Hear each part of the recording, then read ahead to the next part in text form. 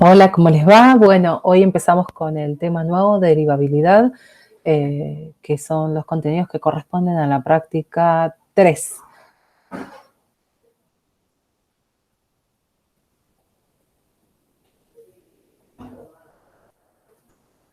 Entonces, también van a ser 2 videos. El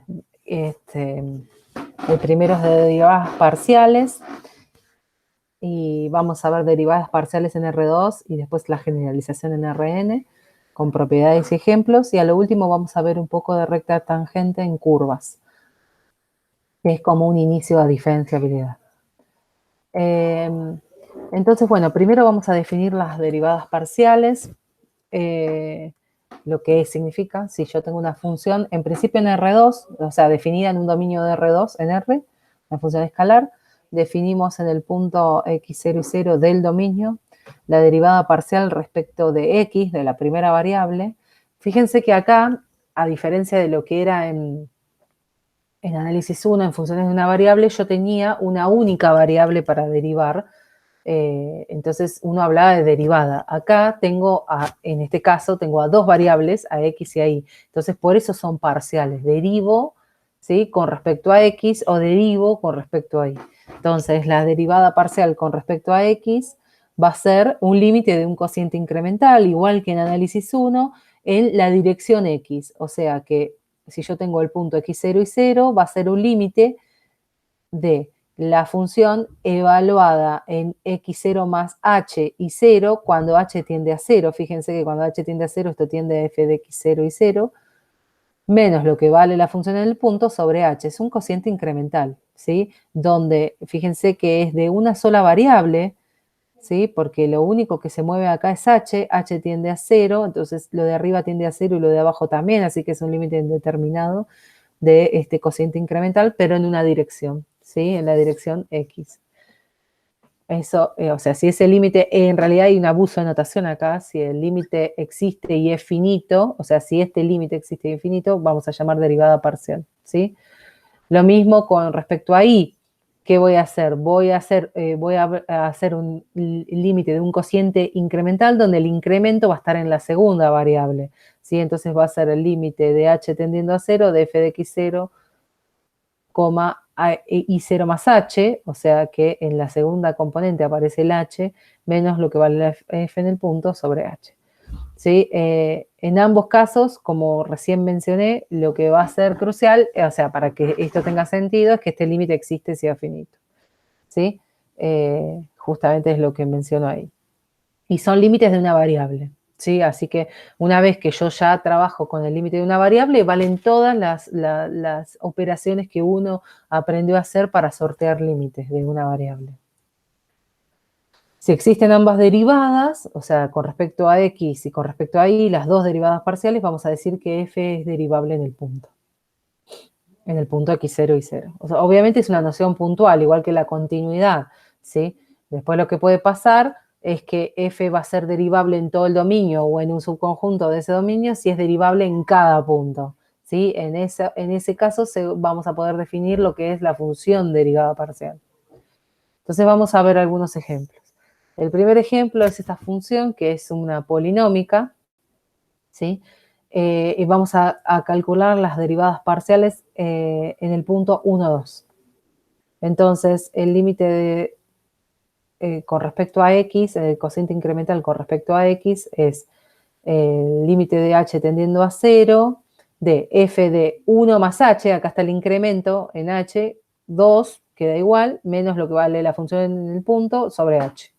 ¿Sí? La función en el 1, 2 vale 3, ¿sí? Así que es este 3 restando, y f en 1h2 es esto.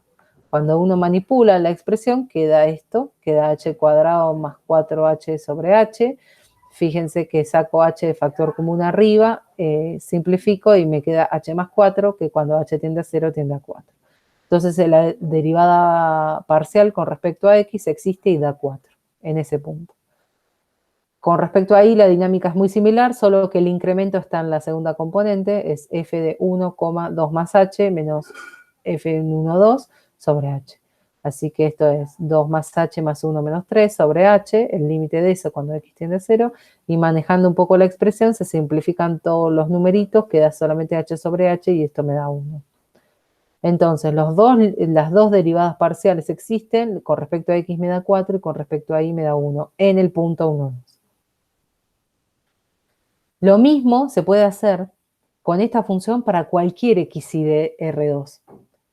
¿Sí? Entonces, si uno hace lo mismo manteniendo cualquier xy, ¿sí? Xy acá está fijo, y hago la cuenta del incremento, fíjense que lo único de lo cual depende este límite es de h. X e y están fijos, entonces manipulando un poco la expresión y asociando, lo que consigo es tener, fíjense que esto lo que hice fue distribuir, ¿sí? Todo y simplificar. Se me simplifica, por ejemplo, x por y, porque está sumando y restando. Se me simplifica x al cuadrado con menos x al cuadrado, y me quedan solamente las expresiones con h.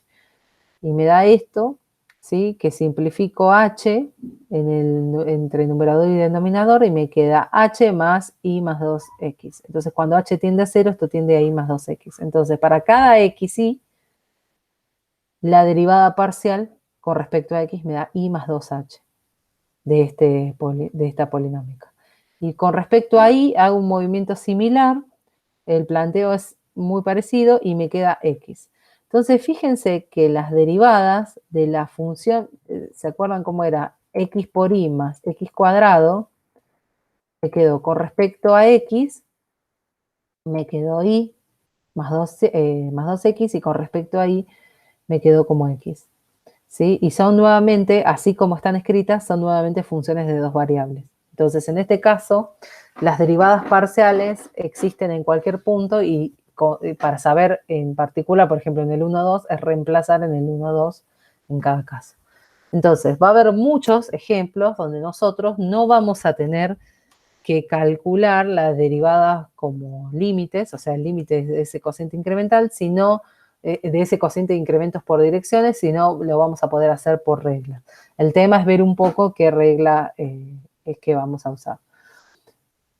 Entonces, la gracia acá es como que es derivar a la función x por y más x cuadrado, es como derivarla iteradamente, ¿sí? Con respecto a x y con respecto a y. O sea, considerando una sola variable, por ejemplo, cuando hago con respecto a x, o sea, la mecánica para cuando la función sea derivable, sin necesidad de pasar por el límite del cociente incremental, es tomar cuando derivo con respecto a x, la variable y permanece como una constante, es interpretada como una constante, ¿sí? Entonces, por ejemplo, en el primer término yo tenía x por y cuando derivo con respecto a x, y es como una constante. Entonces es como si yo tuviera 2x. Cuando yo derivo 2x con respecto a x, me quedaba un 2. Bueno, acá tengo x por y, entonces en vez de quedarme un 2, me queda una y. Y lo mismo acá, tenía x al cuadrado, derivado con respecto a x es 2x. ¿Sí? Y cuando derivo con respecto a y, la que pasa a ser constante es la variable x. ¿Sí? Entonces esa es la dinámica a modo mecánico, si quieren. ¿Sí? No va a funcionar en todos los casos, pero sí nos va a ayudar a calcular muchas derivadas parciales sin pasar por el límite. ¿Sí? Entonces, veamos de que no siempre es así, de que no siempre tengo esta posibilidad. Entonces, vamos a tomar la función de dos variables, módulo de x más y. Es una función que tiene como dominio todo R2, y vamos a ver si es derivable en el 0, 0. Cuando trato de calcular el límite del cociente incremental en la dirección x, tengo f de 0 más h, 0 menos f en lo que vale en el 0, 0 sobre h. Entonces me queda 0 más h más 0, o sea, me queda módulo de h arriba, y menos 0, me queda módulo de h. Entonces me queda módulo de h sobre h, el límite de eso cuando h tiende a 0. Y ese límite, ya lo vimos en análisis 1, no existe, porque si yo tomo por derecha o por izquierda, acá sí ya es un límite unidimensional y puedo hacer eso, me da 1 y menos 1. Lo mismo pasa cuando tomo el límite del cociente incremental con el incremento en la dirección y. pasa exactamente lo mismo. Entonces acá ninguna de las dos, en realidad esto no lo debería escribir porque no existen las derivadas, ¿sí? Entonces no existe ninguna de las dos derivadas parciales y no es derivable la función en el punto. Podría ser que en otros puntos sí sea derivable, de hecho va a pasar que en muchos otros puntos sí va a ser derivable. Lo que sí es cierto es que con que una de las dos derivadas parciales no exista en el punto ya puedo decir que no es derivable, ¿sí? O sea, no hace falta que las dos derivadas parciales no existan. Y eso va a pasar. Donde haya dudas, entonces, no vamos a poder hacer lo que mencionamos en la filmina anterior de derivar iteradamente a modo mecánico, sino que vamos a tener que hacer esto del límite del cociente por incrementos en direcciones. Entonces, para los casos en los que no haya duda, vamos a usar las propiedades. Y para los casos donde haya duda, límite de cociente incremental por direcciones. Dirección X, dirección Y, ¿sí? Entonces, donde no hay duda, si yo sé que tengo dos funciones que sé que son derivables en un punto, entonces voy a calcular las derivadas de la suma, del producto y todo eso. Entonces, por ejemplo, si yo tengo una constante, todo lo que lo voy a hacer con la derivada parcial con respecto a x, y después análogamente va a valer para la derivada parcial con respecto a y.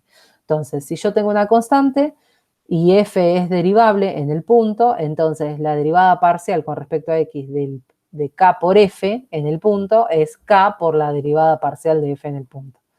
¿Sí? O sea, saca escalares afuera la derivada.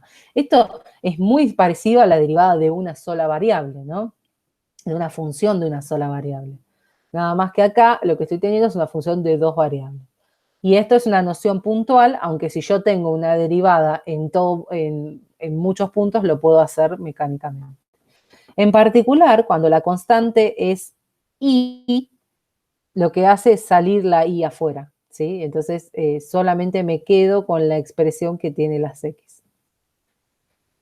Si acá, por ejemplo, si la función solo depende de y, o sea, si bien es una función de dos variables, pero solo depende de la y, entonces la derivada parcial con respecto a x es 0, porque es una constante con respecto a x. Por otro lado, si yo tengo la derivada parcial de la suma o de la resta, es la suma o la resta, acá va un menos también, de las derivadas parciales. O sea, si hay una suma, es una suma. Si hay una resta, es una resta. Entonces, esto es lineal, ¿no? O sea, la derivada parcial de f más la derivada parcial de g, o la derivada parcial de f menos la derivada parcial de g.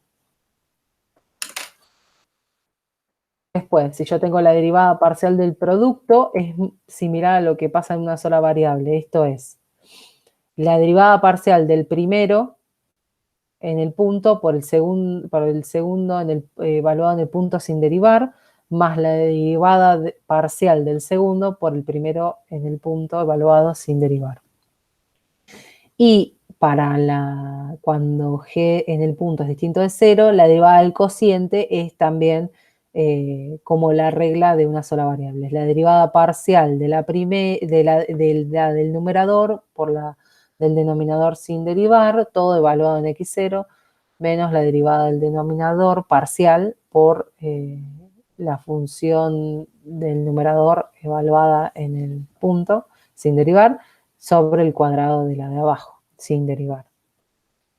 Y a su vez, como les decía, lo mismo puedo plantear para la derivada parcial con respecto a y, si es que son derivables las funciones. Y acá en este caso sería que si la función solo depende de x, entonces la derivada parcial con respecto a y es 0. Bueno, esto me da una dinámica y una mecánica para calcular derivadas parciales, ¿sí? Y que vamos a practicar un poquito ahora. Entonces, vamos a hallar las derivadas parciales como funciones en cada caso. En esta, que es una polinómica, es derivable en todo R2, y si yo derivo con respecto a X, me queda, o sea, es la derivada de una suma de tres términos, ¿sí? Entonces me queda la derivada parcial con respecto a X de esto, la derivada parcial de esto y la derivada parcial de esto, todo con respecto a X, ¿sí? Más, menos, más. Y acá me queda con respecto a X, fíjense que 2i es constante. Entonces es la constante 2i por x. Derivado con respecto a x, desaparece la x porque me da un 1 y me queda la constante. Y después en este, la derivada parcial con respecto a x es 3x al cuadrado, va con un menos. Y después esto, y al cubo, derivado con respecto a x, es una función constante. No depende de x, entonces es 0 la derivada. Por eso hay dos términos nada más. Y la derivada parcial con respecto a y, acá pasa al revés, las constantes son 2x con respecto a y, entonces me queda 2x. Esto es constante, así que su derivada es 0, y esto es la derivada con respecto a y, es 3i cuadrado. Entonces esas son las derivadas parciales. Si yo tengo esta otra función, ¿sí? Que también es una suma de 4 términos polinómicos y un término, un seno, puedo aplicar la misma dinámica y la derivada con respecto a x va a ser la suma de las derivadas, derivadas parciales. Si yo derivo con respecto a x, me queda y por 3x al cuadrado, que es esto. Después, con respecto a x, acá me queda 2x por esta constante, y cuadrado. Esto es una constante, así que y no depende de x, así que cuando la derivo tiende a 0, es 0. La derivada del seno de x por y. Bueno, recuerden que y es constante, entonces es el coseno de lo que está acá por la derivada de lo de adentro con respecto a x. Entonces es la constante por 1, o sea, la constante sí. Y esto da 0 la derivada parcial. Acá pasa lo mismo con y, fíjense que son los términos, o sea, esto es la constante con respecto a y por la derivada de y, que es 1, y después acá es 2i por x al cuadrado, después acá es 2i, y acá es igual, lo único que la constante acá es x, entonces cuando derivo lo de adentro con respecto a y, me queda la x, la constante. Y vamos a hacer un ejemplo más, donde tengo una exponencial, que también es derivable en todo R2 esta función, y entonces tengo la derivada con respecto a x, es la derivada de un producto, entonces es la derivada de x por y, que con respecto a x, es e a la x por y, que y es una constante, por el término sin derivar, más el primero e a la x por y, por la derivada con respecto a x del segundo. Como tiene dos términos, esto es constante para x, solamente queda la derivada de esto, que es 3. ¿Sí? Acá solamente agrupé. Y con respecto a y, tengo la misma dinámica, pero derivando con respecto a y. Entonces, acá me va a bajar una x en lugar de una y. Este me queda igual, y acá me queda esto por la derivada de esto con respecto a y. Y esto es constante, da 0 la derivada, y esto me da 1. Entonces, donde puedo hacer esto, lo hago. Donde tengo dudas, lo uso por definición, con los límites, ¿sí? Entonces, esta misma idea de las derivadas parciales, ahora lo único que queda es practicar, ¿no? Es ver cada caso. Esto mismo de derivadas parciales en las direcciones donde está definida la función de dos variables, lo puedo pasar a n variables. Entonces, si yo tengo una función de n variables escalar, ¿sí? Una función de Rn a R, o en un dominio más pequeño de Rn, definimos en el punto X la derivada parcial respecto de la primera variable. Entonces va a ser el límite cuando exista este límite de este cociente incremental, donde el incremento va a estar en la primera variable, ¿sí? Entonces va a ser f en x1 más h, y después todas las componentes igual, menos lo que vale la función en el punto sobre h, ¿sí? Y para la derivada parcial respecto de f respecto a la variable 2 va a ser el incremento en la segunda variable, respecto de la variable x3 en la tercera variable, y así para cualquiera de las n variables que yo tenga. O sea, el incremento, el h, va a estar sumando en la coordenada que corresponda. Entonces voy a tener, si el dominio de f está en Rn, voy a tener n derivadas parciales. Acá en lo primero que vimos, como n era 2, Entonces teníamos 2 derivadas parciales. Si n es 3, vamos a tener 3 derivadas parciales, ¿sí? Estos son límites en una variable de vuelta, porque la única variable sobre la que estoy tomando límite, porque estos son numeritos, entonces me quedan evaluaciones y solo la variable me queda h, entonces son unidimensionales esos límites. Y pueden no existir o ser infinitos. Si existen y son finitos, esas son las derivadas parciales. Si existen todas las derivadas parciales, entonces f es derivable en el punto, ¿sí? Y además, si es derivable en todo punto del dominio, vamos a decir que es derivable en el dominio directamente. O sea, es una noción puntual, de vuelta, que se vuelve a extender a todo un dominio si corresponde. Si vale para cada punto de ese dominio. De esta generalización, en realidad la que más me importa es en R3, o sea, en R3 vamos a tener 3 derivadas parciales, con respecto a X, con respecto a Y y con respecto a Z, donde los incrementos van a estar en la primera, en la segunda o en la tercera coordenada, ¿está bien? Esto está definido en un punto, entonces tienen que existir las 3 derivadas para ser derivable en un punto X0, Y0, Z0. Bien. Entonces, si uno ya sabe que la función es derivable en todo D, puede usar las reglas de derivación extendidas a 3 variables para hallar las derivadas parciales. O sea, las reglas de derivación que vimos en las propiedades para las derivadas parciales en R2 también valen en R3 y en Rn en general. Entonces, por ejemplo, si yo tengo esta función, vamos a hacer un ejemplito. Esta función de 3 variables es derivable en todo R2. Y la derivada con respecto a x es, fíjense, es iterar, es derivar iteradamente. Cuando derivo con respecto a x, las variables y z son como constantes, son como números. Entonces los tomo así. Entonces acá solamente me va a quedar el número, y por z.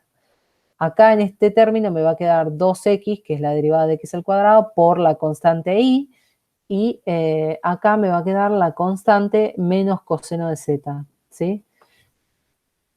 Con respecto a y, solamente me van a sobrevivir 2 términos, porque este último no tiene nada y es constante con respecto a y, entonces la derivada es 0. Este me va a quedar xz y este me va a quedar como x cuadrado. Y el tercero, la tercera derivada con respecto a z me va a dar x por y. Después este no va a tener nada, va a ser 0 su derivada y este me va a dar, fíjense que esto es una constante, me va a quedar la constante por la derivada de esto, que es menos seno de z, ¿sí? Entonces me va a dar esto. Entonces, mecánicamente es cuestión de acostumbrarse y practicarlo, es bastante llevadero, digamos. Entonces, bueno, ahora lo único que queda es practicar estas cosas. Recuerden, uso reglas de derivación cuando estoy segura. Por ahora, polinómicas, trigonométricas, exponenciales, sin problemas en el dominio, puedo calcular con las reglas de derivación.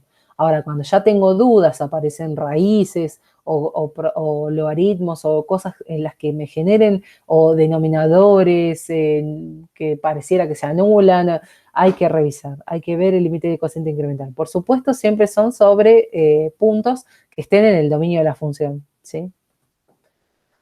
Entonces, bueno, el último tema que vamos a ver, que tiene que ver con derivadas, pero ya no al revés, no de funciones de varias variables en una, o sea, de funciones escalares, sino de campos vectoriales. Pero campos vectoriales uniparamétricos.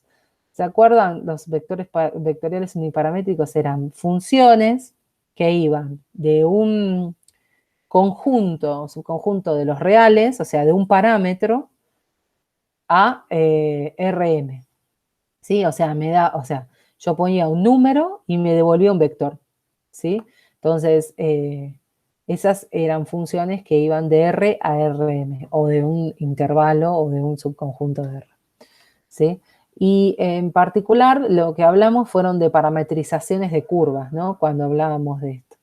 Entonces, si tomamos una parametrización de una curva, que puedo definirla así, como alfa de una función que tiene m componentes, donde cada componente es una función de una variable, esta es una función de una variable común, de R en R o de A en R, vamos a poder definir lo que es ser derivable e indiferenciable. Ser derivable en un punto T0 o en el alfa en T0, si cada alfa i, o sea, cada componente de la función alfa es derivable en el punto. O sea, fíjense que esto estoy hablando de ser derivable como función vectorial, es si cada una de estas es derivable como función puntual. Y si yo tengo una función que es derivable, entonces su vector velocidad, que lo vamos a llamar en el punto T0, es que lo vamos a llamar alfa prima, va a ser también un vector de m componentes, donde en cada componente voy a poner la derivada correspondiente. La derivada de alfa 1, la derivada de alfa 2, la derivada de alfa m, cada una evaluada en el T0 correspondiente. ¿Sí? Y acá fíjense que es la derivada de una variable, o sea, es la derivada del alfa i correspondiente con respecto a t. ¿Sí? O sea, no hay una derivada parcial, es una derivada total, porque es de una sola variable. ¿Sí? Entonces, el vector velocidad de una parametrización está dado por este vector. Y de hecho, el vector velocidad me va a decir con qué rapidez estoy recorriendo la curva. ¿Sí? O sea, rapidez es el módulo. ¿Sí? El módulo, sí, le podemos decir módulo o la norma, ¿no? Es la raíz cuadrada de cada componente al cuadrado, todas sumadas, ¿no? Entonces, voy a saber en términos de, si quieren, kilómetros por hora, metros sobre segundo o lo que sea, cuál es la rapidez con la que estoy recorriendo la curva, de la cual alfa la tiene como imagen. Y vamos a poder hablar del concepto de diferenciabilidad, o sea, una parametrización va a ser diferenciable si, fíjense que acá es como alfa es algo vectorial, voy a tener que hablar de norma, entonces si la norma de la diferencia entre la curva, entre la parametrización y, fíjense, menos, esto es alfa en el punto, más t menos t0 por alfa prima en el punto, ¿sí? Fíjense, esto es un número, un escalar, y esto es vector, vector, DRM, vector, DRM, RM, RM. ¿Sí? Entonces todo esto me queda en RM, entonces tengo que tomar una norma para tener un número, y tomo el límite de t cuando tiende a t0, y abajo divido por t menos t0. Esto es un límite indeterminado, en principio de tipo 0 sobre 0, y si ese límite se resuelve y da 0, vamos a decir que alfa es diferenciable en t0. Sí, y lo va a hacer si es derivable entre 0 y da 0 ese límite. Para que sea 0 ese límite, es condición necesaria y suficiente que cada uno de los términos tiendan a 0 escalarmente. ¿Sí? Entonces, eso ocurre si cada alfa i es derivable. Porque si cada alfa i es derivable y yo le resto la coordenada correspondiente evaluada en t0 más t menos t0 por alfa prima i, fíjense que esto es una función escalar menos la recta tangente a la función escalar en el punto. Y eso vimos en análisis 1, o sea, olvidándose de análisis 2, olvidándose de las dos variables, esto es una función de escalar, si es derivable, esto tiende a 0. Porque la recta tangente es la mejor aproximación, es una aproximación lineal de la función en el punto. Entonces, si cada componente es derivable en R, alfa es diferenciable en R. Y si la curva tiene derivada, la función derivada distinta del vector nulo, o sea, fíjense que para que sean 0, el vector velocidad, o sea, que la velocidad se anule en algún momento vectorialmente, es porque tiene que ser 0 componente a componente. Entonces, si eso no pasa, vamos a decir que la parametrización es una parametrización regular. En el sentido físico, uno lo interpreta como que es una parametrización que recorre la curva sin detenerse en ningún momento. O sea, su rapidez nunca va a ser 0. Y a alfa prima en el punto se le dice el vector tangente en la curva C, en el punto, alfa de T0, ¿sí? Fíjense que por un lado está la curva como objeto geométrico y por el otro lado está la parametrización, es decir, cómo yo la recorro, con qué la estoy describiendo.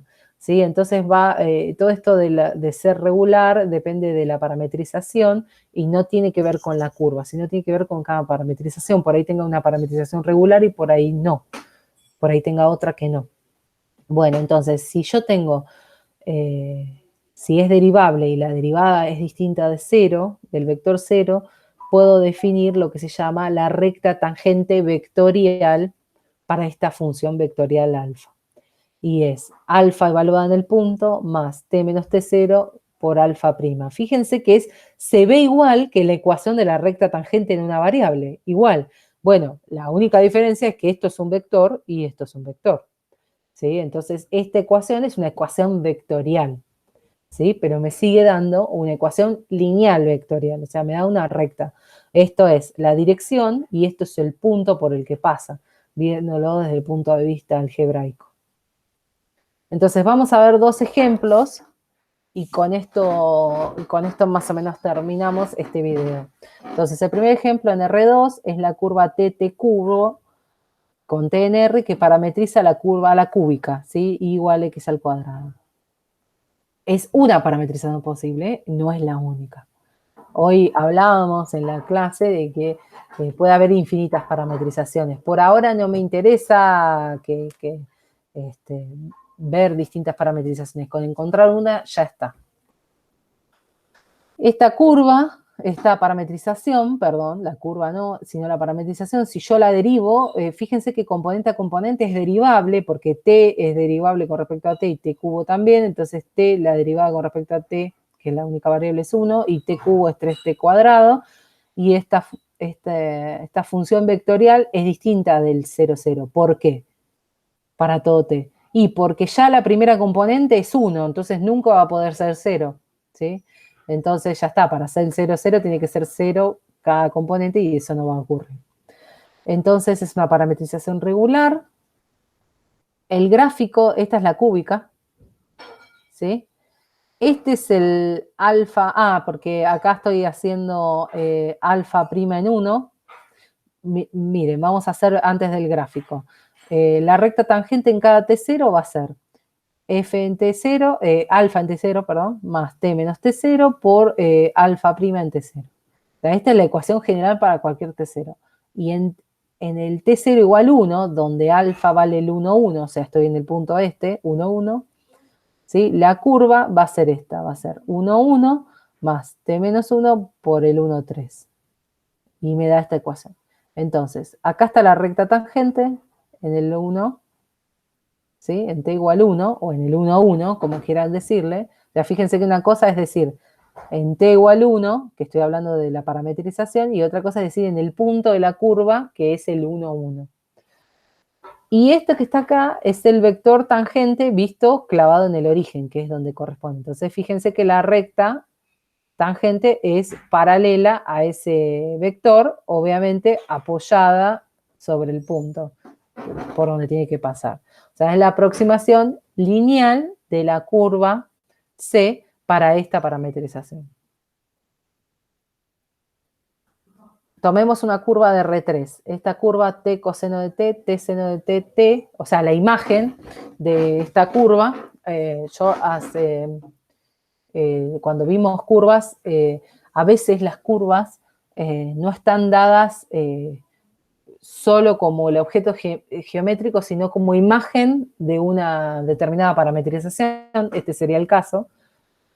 Entonces, fíjense que si yo tengo esta parametrización y quiero ver quién es su imagen, si yo lo pongo esto adentro de la ecuación del cono, la satisface, y entre 0 y 6pi lo que me da es una espiral cónica, que se ve acá, es esta espiral. Y cuando yo derivo, me queda esto. Fíjense que es la derivada de la primera, acá, en la primera componente es coseno de t, porque es la derivada del primero por el segundo sin derivar, más el primero sin derivar, t por la derivada del segundo, que es menos seno de t, y así me queda un producto también, seno de t más t coseno de t, y en el último término me queda en el último componente un 1. También es una curva regular porque la última componente es distinta de 0, es muy sencillo de ver eso.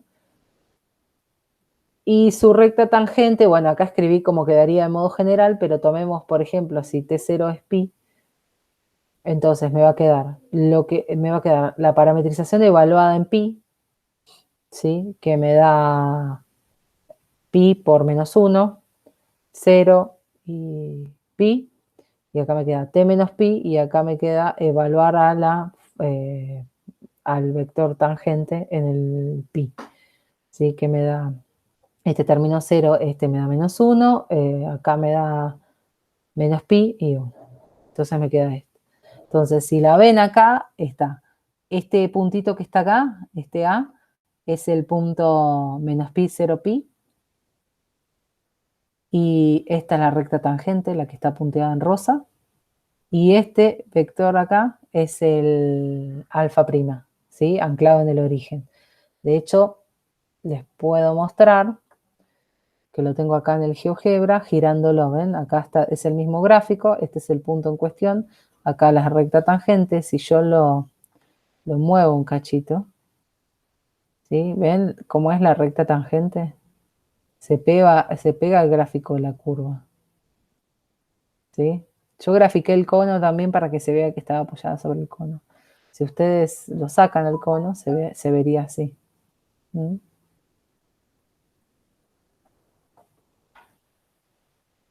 Bien, entonces con esta terminamos. Efectivamente, este era el final.